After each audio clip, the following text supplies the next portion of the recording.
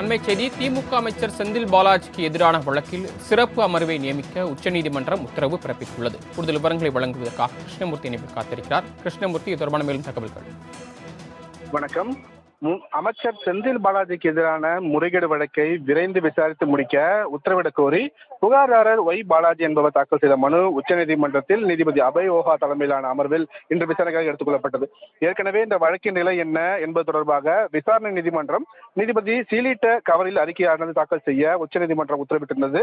அதன்படி சீலிடப்பட்ட கவரில் அறிக்கையும் தாக்கல் செய்யப்பட்டது. அந்த அறிக்கையை ஆராய்ந்த பின்னர் உச்சநீதிமன்றம் மேற்கண்ட உத்தரவையும் பிறப்பித்திருக்கிறது.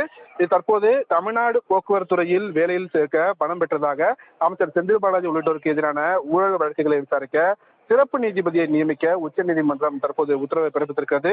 எம்பி எம்எல்ஏக்களின் தொடர்பான வழக்குகளை கையாளக்கூடிய தற்போதைய அமர்வு பணிச்சுமை அதிகமாக இருந்து வருவதால் செந்தில் பாலாஜி வழக்கில் குற்றம் சாட்டப்பட்டவர்களின் மீதான வேறொரு அமர்வு விசாரிக்க புதிய அமர்வை சென்னை உயர்நீதிமன்றத்தின் தலைமை நீதிபதி நியமிக்க நடவடிக்கை எடுக்க வேண்டும் என்றும் உச்சநீதிமன்றம் தற்போது அறிவித்திருக்கிறது.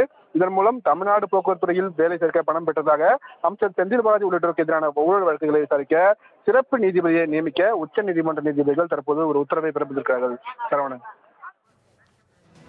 தாங்கள் வழங்கிய தகவல்களுக்கு நன்றி கிருஷ்ணமூர்த்தி.